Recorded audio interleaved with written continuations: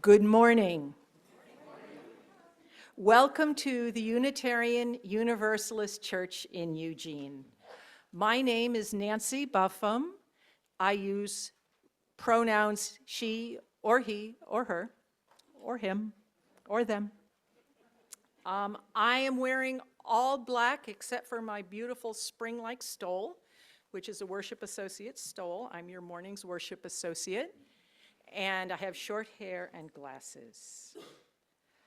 Welcome to you and to our many friends in households online. Zoom friends, our tech team will drop a copy of the order of service and a visitor form in the chat. And speaking of chat, you can share your joys and sorrows by typing a few words in the chat, and Reverend Jen will read some of those entries a little later in the service. The spiritual theme for February is inclusion, a fundamental value here at UUCE and among all liberal religions. Everyone wants to feel that they belong, that they are included, welcomed, accepted for whoever they are. We hope that you feel this way, whoever you are, whomever you love, however you are embodied, whatever your image of the holy. Today, February 2nd, is Imbolc in the Celtic pagan calendar, or the Wheel of the Year, the midpoint between winter solstice and the spring equinox. The patron deity of this holiday is Brigid of the Forge Fire, the grove, the well, and poetry. So as Catherine Smith lights our chalice, I will share these words from a poem by Catherine. A candle I will light for the women at the well. Her forehead bright, it lights the night sky. Rowan berries aflame on snow. Blown by bitter winter wind, her milk flows from winter skies to world's foundation. Among bleeding ewes, women with leaf-stained fingers put poultices on cold wounds. Of warriors returned, grind herbs, mix honey and magic for the feverish clan. A fire in the heart, a fire in the forge, and a clang of hammers on new-made blades. Rings in winter to spring day, a red fox barks as women relight her triple fires. The women will flow from Bruna Bonye, the fires of reforming, the fires of renewal, the fires of illumined folks who carry her torches will ignite us all. And now, let's say together the words of our mission, which affirm our shared purpose. Empowered by love, we transform ourselves and serve our world.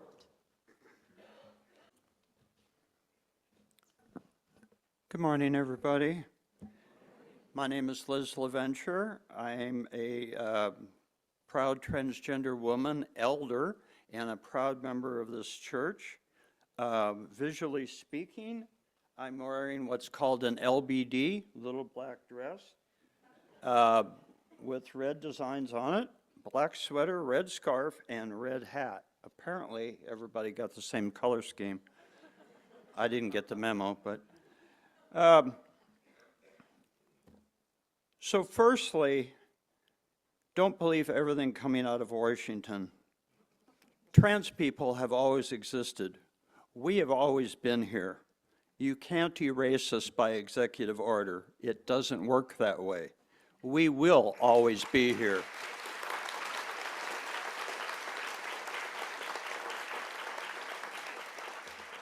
Thank you. The February worship theme, as Nancy said, is inclusion. I want to talk about inclusion and community.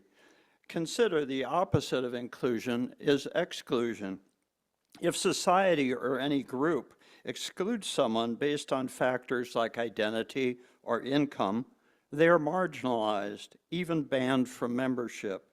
If someone feels unwelcome or not valued, they may on principle withdraw and/or isolate, which is a self-imposed exclusion.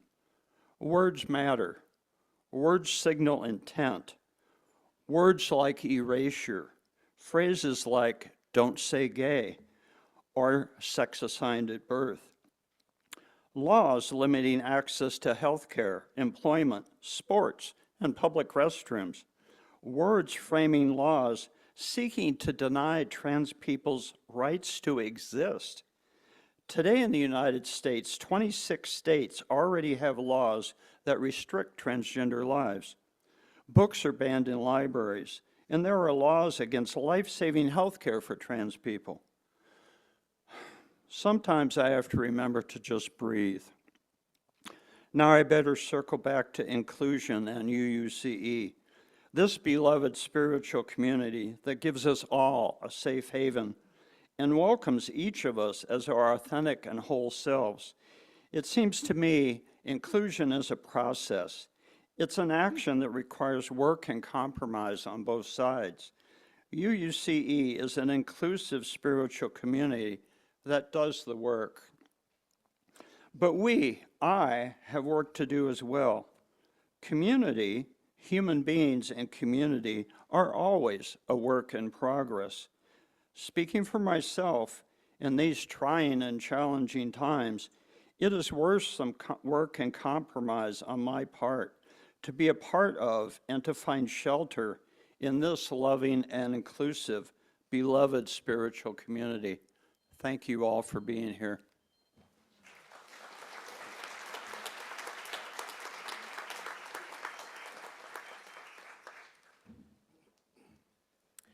Good Sunday morning, everyone. I'm the Reverend Jen Youngsun, and I serve this congregation as its minister. I use the pronouns she and her, and I am also wearing black with a little bit of raspberry, and I've got my hair pulled back today, and I've got my glasses on. So you may be wondering, what is the topic of today's service anyway? Because we've talked about a whole bunch of different things. Today and next Sunday in this two-part series, I want to preach about morality. Morality, group morality, community morality, or individual morality. Refers to a kind of code of conduct, a code of conduct about how we want to be with each other. Ultimately, Wayne Mueller says, ultimately, we just have one moral duty, and that is to reclaim large areas of peace within ourselves. More and more peace within ourselves, and then to reflect that peace toward others. I believe that our weekly ritual of sharing joys and sorrows is such a reclaiming of that peace that can be found here. We give it many names. It is the divine light within. It is the sweet, silent stillness within. And these few moments on a Sunday morning during our ritual of joys and sorrows allow us to connect with that still center of peace, to nurture it and grow it. And when we are connected with that sense of peace, we may find the source of our joy and the source of our sorrow. And some of us want to express that. We have various ways of expressing that. You can write in our book or type in chat. You can place a stone in water. You can light a candle. Or you can sit quietly in your seats and breathe and feel the center of peace in your heart. You are now welcome to visit one of our Joys and Sorrows stations. There are 3, and you can light a candle, as I said, you can put a stone in water, or you can remain seated. Thank you, Suzanne, for the music. Ever since MLK Day, I have been listening to songs like this, great gospel songs, protest songs, justice songs. And I've been reading theologians like James Luther Adams, who were teaching and preaching in Germany in the 1930s. And I've been keeping close my little pocket guide on tyranny. If you don't know this, Timothy Snyder on tyranny. I've also been listening to Martin Luther King Jr. I've been especially interested in listening to him in his later years, the years closer to his death, when he was struggling with depression. And the reason that I'm listening to him during those years is because I need to know what our ancestors did during times of intense despair. And I really need to know how they persevered when despair was more plentiful than hope. I want to know how the ancestors resisted evil without giving it more power. And I want to remember the ones who have been here before and left their wisdom for us to follow. The events of the last couple of weeks, including the recent confirmation hearings, have given me a lot of opportunity to consider the topic of character and morality. Are you a person of good character? What are the moral teachings that helped to shape your character? What are the institutions that promote morality these days? I feel like a meanness has settled over the land. I mean, we can't even count on the basics of civility and politeness anymore. I mean, what would it have cost to just keep the flags lowered at half-mast on Inauguration Day to honor a president that has died? So whether it is by design or purely accidental, the people who are now in charge of our government are disrupting the daily lives of millions and millions of people. In the face of all of this, it is completely natural and normal for you to be discouraged and disengaged, to feel disempowered and depressed.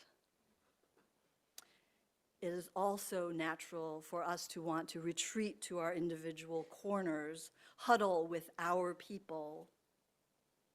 But you know what? Unless we find ways to connect, reconnect, even with maybe unexpected allies, our power will be dispersed and ineffective. Our faith, on the other hand, is calling us to do something different and maybe something that is counterintuitive.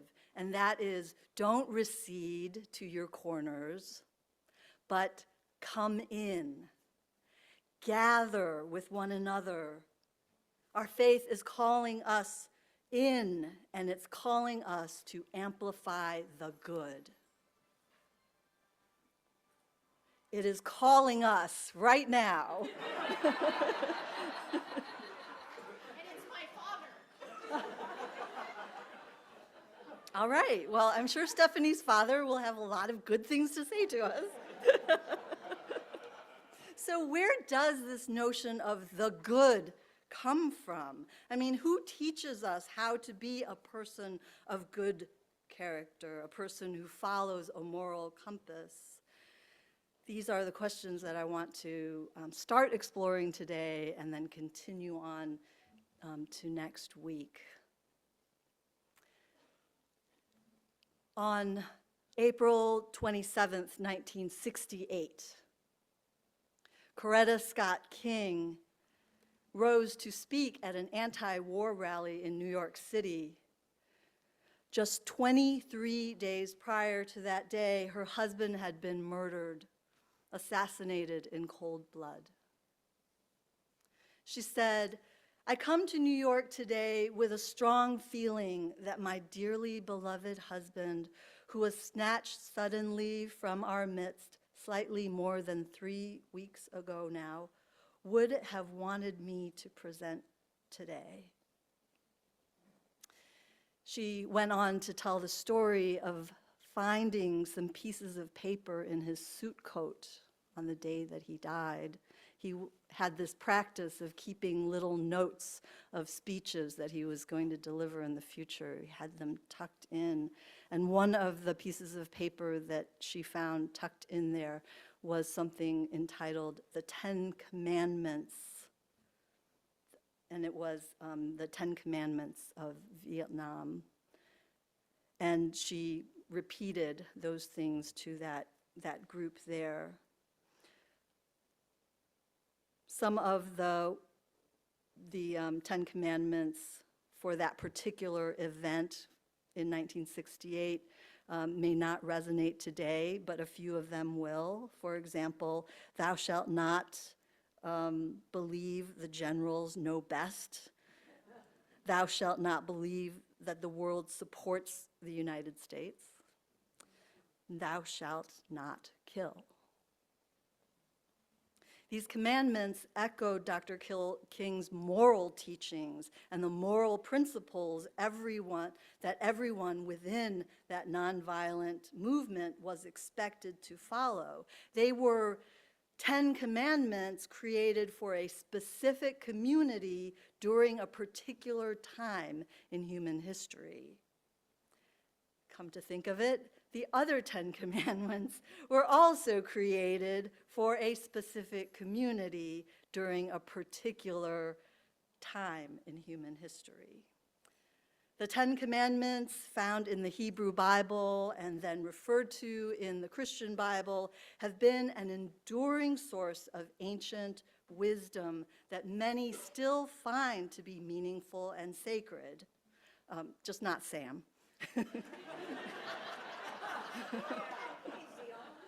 It's a list of behaviors and actions and impact on others that can lead to a more peaceable kingdom.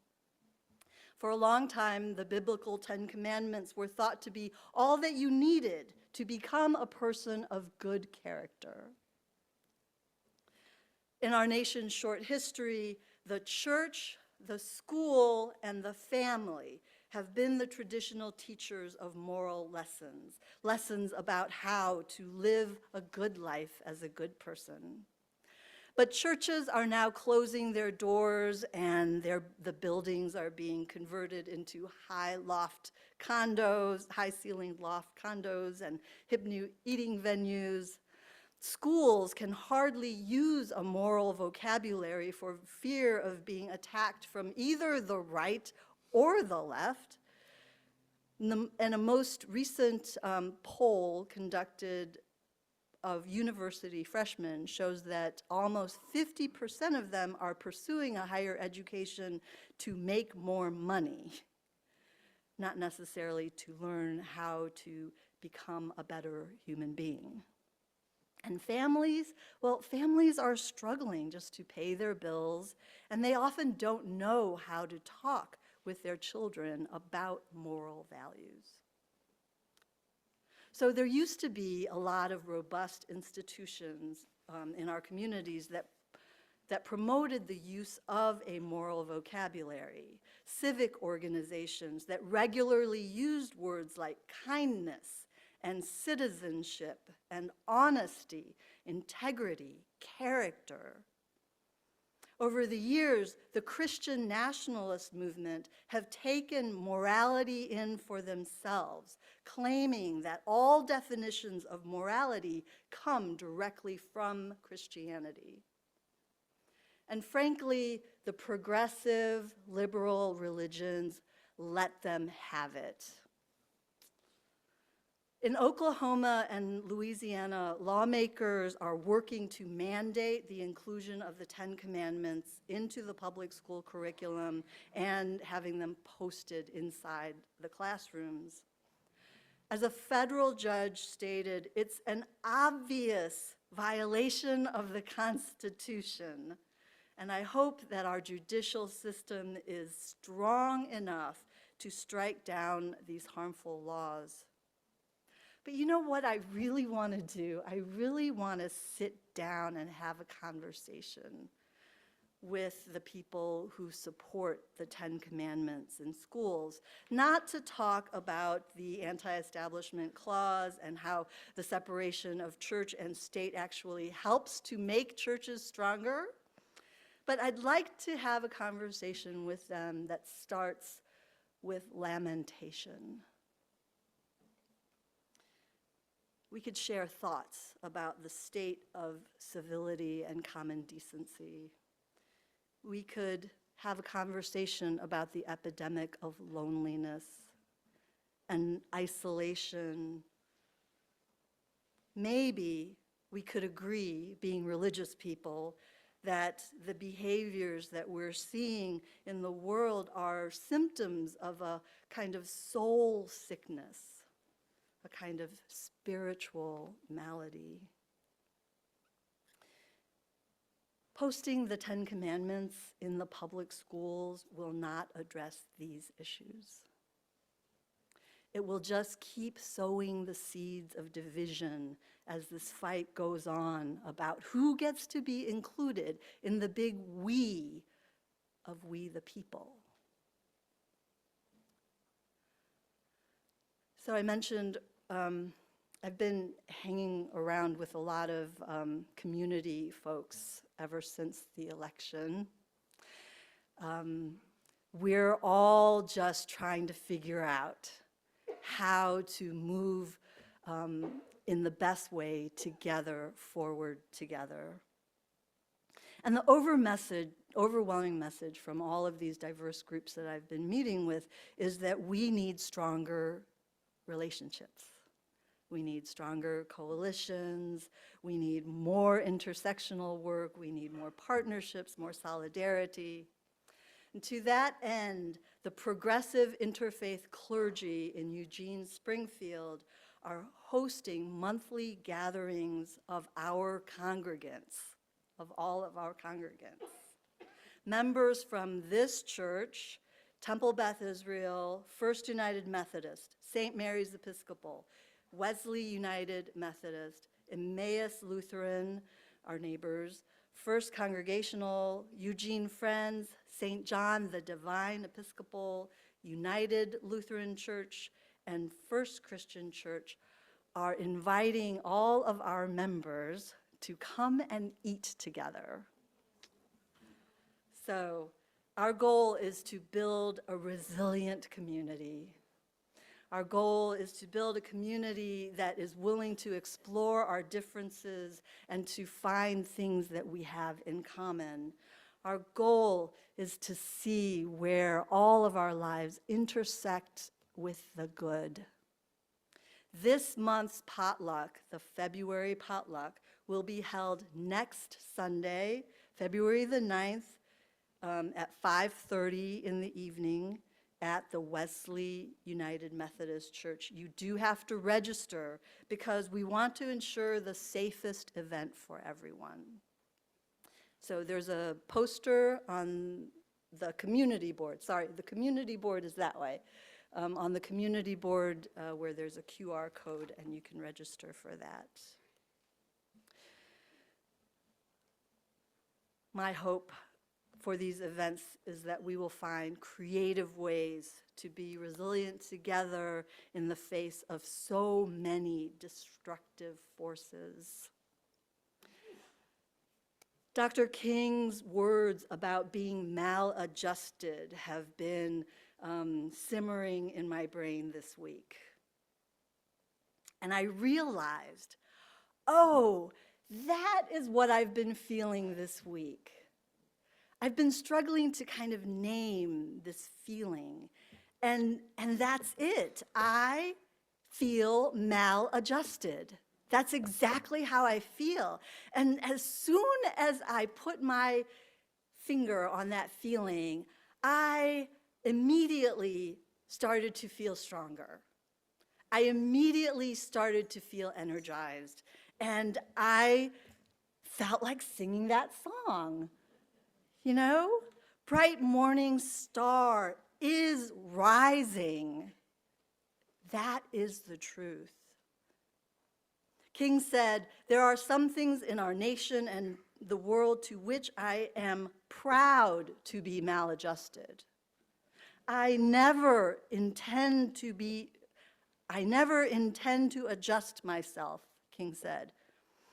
I never intend to adjust myself to segregation and discrimination. I never intend to become adjusted to religious bigotry. I never intend to adjust myself to economic conditions that will take necessities away from many to give luxuries to the few, leaving millions of people smothering in an airtight cage of poverty in the midst of an affluent society. I never intend to adjust myself to the madness of militarism and the self-defeating effects of physical violence. We cannot adjust ourselves. I am maladjusted. But you know what? I feel creatively maladjusted.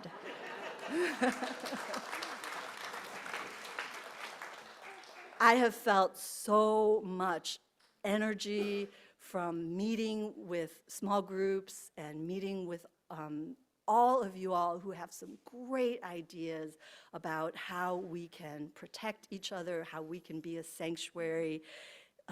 These are incredible times. You are incredible people. And our faith is calling to us. Rise up and hear your calling. We will sing out loud for justice. We will build this faith together and grow our light for the sake of the whole wide world. May it be so. Amen. Now let's say our closing words together. They'll be up on the screen. We extinguish this flame, but not the light of truth, the warmth of community, or the fire of commitment. These we carry in our hearts until we are together again. Until next Sunday, go in love, everyone. Go in peace.